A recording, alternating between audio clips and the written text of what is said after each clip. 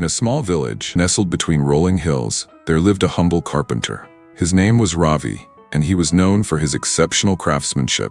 Ravi built tables, chairs, and cabinets so sturdy and beautiful that people from nearby towns would travel miles just to buy them.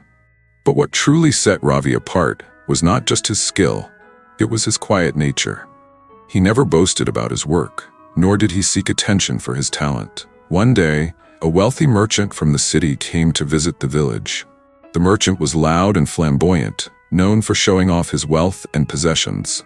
He had heard about Ravi's work and wanted to commission a grand dining table for his mansion. When he met Ravi, he declared, "I want the finest table you can make. I want everyone who sees it to talk about how magnificent it is. Money is no object. Just make sure it's grand enough to reflect my status." Ravi listened quietly and nodded. "It will take me a month," he said softly. The merchant raised an eyebrow. "A month? Surely you can do it faster. I'll pay extra if you finish in 2 weeks." But Ravi shook his head.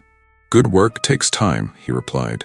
Reluctantly, the merchant agreed and left, already dreaming about how impressed his guests would be when they saw the table. Over the next month, Ravi worked in silence. He carefully selected the finest wood, measured every inch with precision, and carved intricate patterns by hand. He worked tirelessly, pouring his heart into every detail. When the table was finally complete, it was a masterpiece, sturdy, elegant, and timeless. The merchant arrived to collect the table, and his eyes widened as he gazed at it. "This is truly remarkable," he admitted. "You have exceeded my expectations." Ravi simply smiled and helped load the table onto the merchant's cart. The merchant offered to pay extra, but Ravi refused. "The agreed price is enough," he said. The merchant returned to the city and hosted a grand dinner party to showcase his new table. His guests admired it, commenting on its beauty and craftsmanship. "Where did you get this table?" they asked. The merchant proudly took credit, saying, "I commissioned the finest carpenter to make it for me." But as the weeks went by, something curious happened. The table became the talk of the town, not because of the merchant's wealth, but because of its quality. People began asking about the carpenter who had made it. Despite the merchant's efforts to keep Ravi's name unknown, word eventually spread. People wanted to know about the quiet craftsman whose work spoke louder than words. One day, a young man from the city visited Ravi's workshop. "I've heard about your work," he said. "Everyone in the city is talking about the table you made for the merchant. How do you create such beautiful pieces?" Ravi paused, wiping his hands on his apron.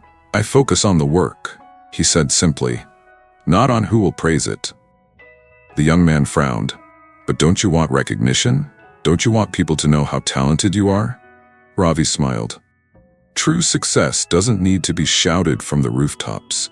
It's like a tree bearing fruit. It doesn't announce its fruit, people notice it when they pass by." The young man was silent, thinking about Ravi's words. Over time, he realized the wisdom in them. In a world where so many sought attention and validation, Ravi's quiet success stood out.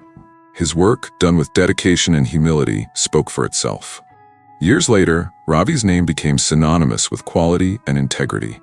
He remained the same humble man, focused on his craft, never seeking the spotlight.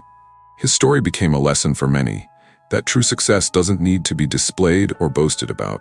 It shines on its own, through the quality of your actions and the impact they leave behind.